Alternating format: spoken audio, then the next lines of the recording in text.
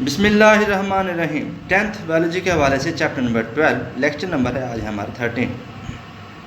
Topic है हमारा endocrine glands. Dear students, last lecture में हमने ग्लैंड्स के बारे में पढ़ा, इसकी डेफिनेशन भी डिस्कस की और ए ग्लैंड यानी पिट्यूटरी ग्लैंड के बारे में भी हमने डिस्कस किया।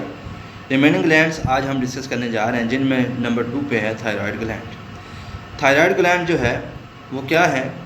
लार्जेस्ट ग्लैंड है इन ह्यूमन बॉडी का सबसे बड़ा ग्लैंड हो गया और मौजूद होता है नेक रीजन में यानी गले के करीब, और ये लारिंक्स के बिल्कुल नीचे पाया जाता है। और इसने क्या करना होता है, थायराइड ग्लैंड ने 2 तरह के हार्मोन प्रोड्यूस करता है, एक थायरॉक्सिन और दूसरा है कैल्सीटोनिन। थायरॉक्सिन के बारे में हम पहले पढ़ेंगे कि थायरॉक्सिन जो हार्मोन है ये थायराइड ग्लैंड प्रोड्यूस करेगा और इसके बाद इसकी वर्किंग के लिए या इससे ज़रूरत होगी आयोडीन की। अगर हमारे फूड में आयोडीन की मिकदार कम होगी तो थायराइड ग्लैंड क्या होगा, थायरॉक्सिन प्रोड्यूस नहीं करेगा। और थायरॉक्सिन जब प्रोड्यूस नहीं होगा तो फिर क्या होगा, थायराइड ग्लैंड जो है आयोडीन की कमी की वजह से एनलार्ज हो जाएंगे यानी थोड़े से सूज जाएंगे और इस डिसऑर्डर का नाम होगा गॉइटर।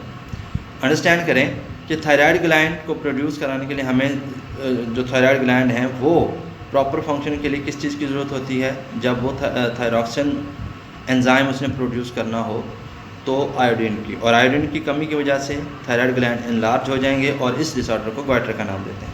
अब हम बात करेंगे कि थायरॉक्सिन जो एंजाइम है हार्मोन है वो क्या काम करता है, उसका फंक्शन क्या होगा। इसने इंक्रीज़ करना है ब्रेक डाउन ऑफ फूड और एनर्जी जो है वो रिलीज़ करनी होती है। साथ साथ ग्रोथ में भी ये बहुत इंपॉर्टेंट रोल प्ले करता है, यानी रिस्पॉन्सिबल है ग्रोथ ऑफ बॉडी का।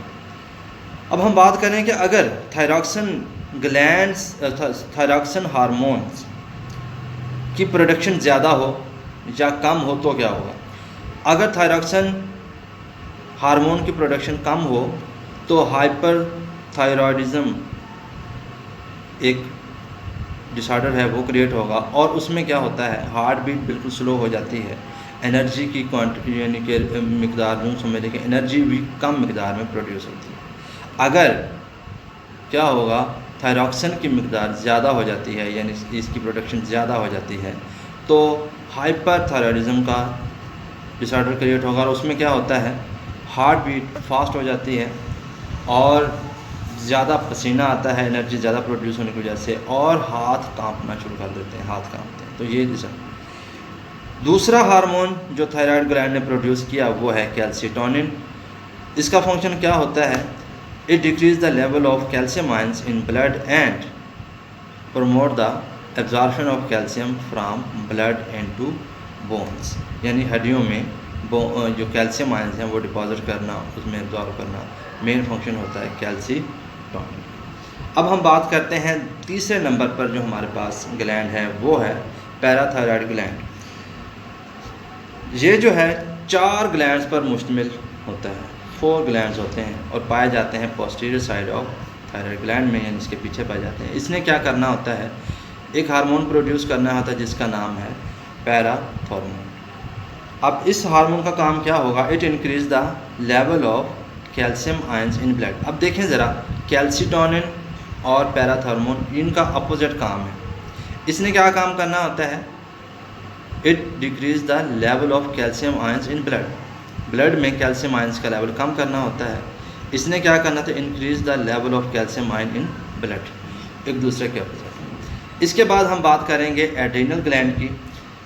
तो एड्रीनल ग्लैंड में अच्छा हाँ, यहाँ पे एक और बात मुझे याद आ गई, आपकी बुक में कुछ और भी एक पैराग्राफ दिया हुआ है जिसमें ये बताया हुआ है कि अगर ये कम या ज़्यादा प्रोड्यूस होंगे ये हार्मोन्स तो क्या होता है, 2 तरह की डिसऑर्डर वहाँ पे हो सकती हैं। अगर ज़्यादा मिकदार में पैराथॉर्मोन पैदा होते हैं तो ब्रिटल हो जाएंगी आपकी बोन, यानी सख्त किस्म की हो जाएंगी और हल्के से ठोकर से यानी हल्की सी चोट से भी ये टूट सकती हैं। अगर ये हार्मोन की प्रोडक्शन कम होती है तो टेटनी की डिसऑर्डर हो सकते हैं, which affect the functioning of muscles etc। ये बहुत सारे इसमें डिटेल दी हुई है, पैराग्राफ में आप पढ़ लीजिएगा। इसके बाद चौथा जो हमारे पास है वो एड्रीनल ग्लैंड।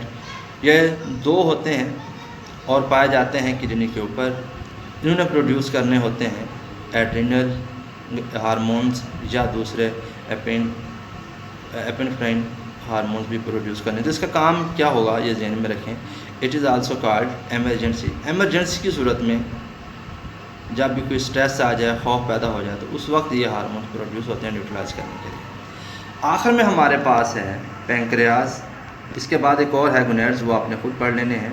पेंक्रियाज की अगर हम बात करें तो इसके फंक्शन के बारे में आपने 9th क्लास में भी पढ़ा था कि इसने पेंक्रियाटिक जूस प्रोड्यूस करना है जो स्मॉल इंटेस्टाइन में जाता है और फूड की ब्रेक डाउन करता है। डाइजेस्टिव एंजाइम उसमें होते हैं और फूड को ब्रेक डाउन करना है। और वो जो ग्लैंड होंगे उस यानी 2 हिस्सों पर मुश्तमिल होता है, एक डक्टेड ग्लैंड और एक होगा डक्टलेस ग्लैंड।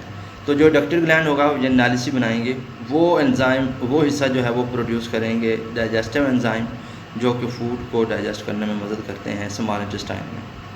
जबकि दूसरे जो हैं डक्टलेस ग्लैंड वो जो हैं वो 2 तरह के हार्मोन्स प्रोड्यूस करते हैं, एक ग्लूकागॉन और दूसरा इंसुलिन। ग्लूकागॉन ने क्या करना होता है, लीवर को इन्फ्लुएंस इस पर असरअंदाज होकर ग्लूकोज की प्रोडक्शन करानी होती है। अब ग्लूकोज की प्रोडक्शन को नॉर्मलाइज करने के लिए इसने क्या करना होता है, ज़्यादा ग्लूकोज को एब्जॉर्ब कराने के लिए या हासिल करने के लिए लीवर को दोबारा एक्टिव करता है ताकि ज़्यादा ग्लूकोज अगर ब्लड में है तो वो वहाँ से ले ले। इंसुलिन जो हार्मोन है इसका काम ये होता है। अगर इंसुलिन की प्रोडक्शन कम हो तो ग्लूकोज बढ़ जाएगा और उसे हम नाम देते हैं डायबिटीज़ मेलिटस का, यानी शुगर का नाम देते हैं। डियर स्टूडेंट्स, ये था आज का हमारा लेक्चर। नेक्स्ट लेक्चर के लिए इजाज़त। अल्लाह हाफ़िज़।